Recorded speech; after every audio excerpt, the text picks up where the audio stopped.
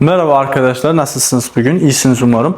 Bugün sizlar bilan durum ekilari haqida gaplashamiz. Durum ekilari bizda nima edi? Durum ekilari, ya'ni kelishkilar bo'ladimi o'zbek tilida? Rus tilida поддержка bo'ladimi? Shunaqa. Ya'ni xonada, maktabda, uyda, ya'ni xonadan, maktabdan degi dan, da qo'shimchalari va xonaga yoki maktabga degan qo'shimchalarni ko'rib o'tib ketamiz. Lekin bundan tashqari bizda men sizlarga aytib o'tishim kerak bo'lgan bitta mavzuyimiz bor. Qisqagina bu undoshlar. Undoshlarda jarangli va jarangsiz undoshlarga bo'linganda turklarda ham bor. Ya'ni sizlar asosiysi undoshlarda qiynalib o'tirmasdan o'zingiz uchun bilib qo'yishingiz kerak bo'lgan so'zimiz bor. Fistiqchi, shahab. Fistiqchi shahobdagi hamma undoshni tushirib tashlasanglar, FSTK CHHP degan undoshlarni o'zi qo'yapti. Unlilar tushyapti, undoshlar qo'yapti. F, S, ya'ni turk tilida F, S, T, K, Ch, Sh, H, P harflarimiz qo'yapti. Mana shu harflarni yodlab qo'yishinglarni, daftaringizga not yozib qo'yishinglarni so'rayman. Chunki juda ham ko'p ishlatiladigan qo'shimchalarni o'zgartirib yuboradigan so'zlarimiz, ya'ni harflarimiz shular hisoblanadi undoshlarda. Bular unsizlar hisoblanadi, esingizda qolsin. Tushuntira oldimmi?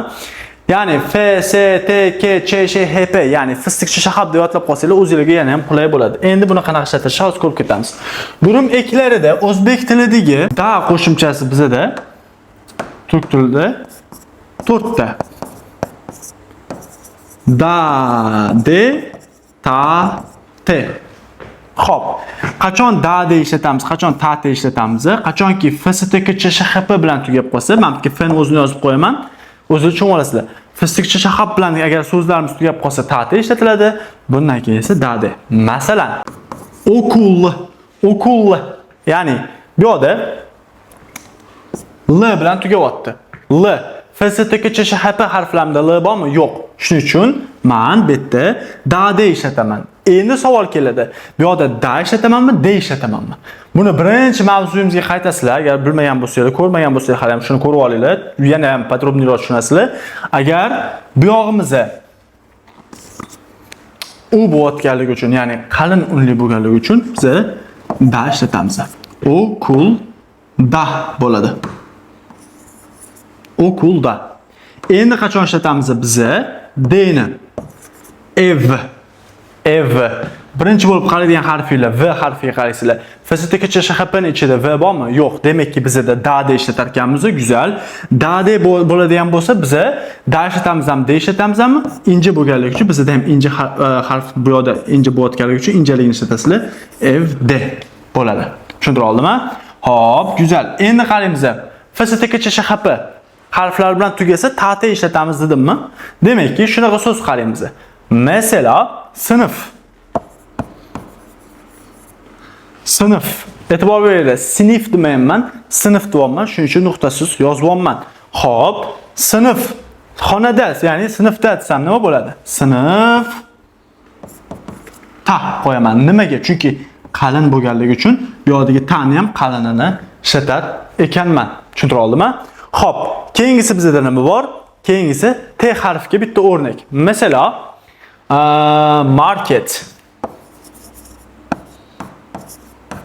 market bizda oxiri FSTK CHHP, FST T bor ekan. Demak, T bilan tugayapti va men nima qo'yishimiz kerak bo'lyapti bu yerda?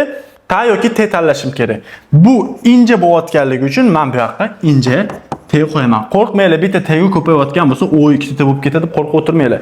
Endi talaffuzda chunki turk tilida o'zgaradi. Qarang. Market T. T ga qattiqroq darajani beriladi, shuning uchun ikkita bo'ladi. Tushuntira oldimmi? Bu faqatgina da qo'shimchasiga edi. Endi qaranglar. Bu asosiysi. Bu yoq tarafni sizlar go'zal tushungan bo'lsanglar, xudo xolasa, endi bu yoqdagi holatimiz bor. Ya'ni bu okulda bo'lsa, ya'ni maktabdan chiqdim degandagi dan qo'shimchasini olamiz. O'zbek tilidagi dan, turk tilidagi bilan ayni, ya'ni dan, den, tan, ten. Men bu yerda juda ko'p uğraşib o'tirmayman, ko'p vaqt olib o'tirmayman. Chunki asosiy negizni bu yerda tushuntirdim. Qachon biza ta te, qachon biza ten ishlatilishini men tushuntirdim. Ya'ni bu ham ayni qoida shu yerda o'ynaydi. Bir xil. Ya'ni prosta buni oxiriga ne qo'shimchasi qo'yilyapti. Ya'ni okulda bo'lsa, ben okuldan chiqdim.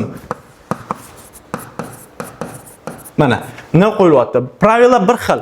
Ya'ni qalin unliga da ishlataman, ince unliga den ishlataman, FSTK CSHP, ya'ni FSTK CSHP harflar bilan tugab qoladigan bo'lsa, ten qo'shimchasini ishlatar ekanman. Masalan, okuldan chiqdim, evden chiqdim, sinfdan chiqdim, marketdan chiqdim. Tushunarli? Unaqa qiyin narsa yo'q. Xo'p. Keyingisi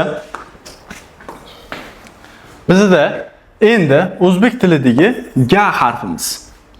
O'zbek tilidagi ga harfimizni turk tilida a, ya, y bo'lar ekan bizda. Ko'rasizlar, oddiygina a, ya, y bo'ladi. Agar so'zlarimizning oxiri undosh harf bilan tugab qolsa, biza nima qo'yamiz? A ni o'zini qo'yamiz. Agar so'zlarimizning oxiri agar unli bilan o'zi bilan tugab qolsa, biza y qo'yar ekanmiz. Endi qaraymiz. Bitta har bittasiga misol yozib ketaman bu yerga. Masalan, ne degan bo'lsak. Xo'p, men maktabga ketyapman. Ben okul gidiyorum. Neden A kullanıyorum? Çünkü okulumuzun oxirgi harfi, oxirgi unlisi nima bo'lyapti? Qalin unli bo'layotganligi uchun men qalin qo'shimchasini qo'yaman. Ya'ni qalin durum ekini qo'yibman. Mesela okula mesela gidiyorum. Ketyapman ma'nosini beradi. Ya holatimizga qaysi holatda olsa bo'ladi? Agar so'zimizning oxiri betda, hozir betda men prosta a ni o'zini oldim, qanaqa qilib so'zimizning oxiri undosh bilan tugayotganligi uchun. Agar so'zimizning oxiri unli bilan tugab qolsa, biza ya yoki y ishlatishimiz kerak. Xo'p, endi bizga unga mos oxiri unli bilan tugaganda tablo ya mana. Tablo ya bakıyorum.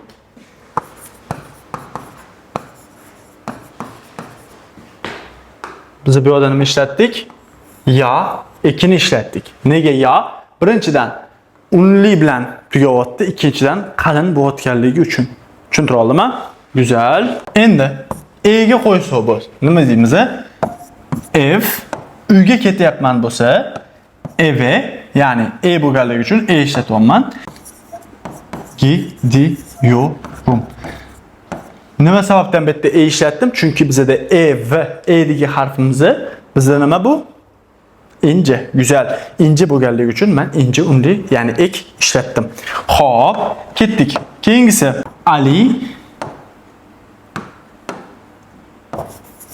ye bakıyorum.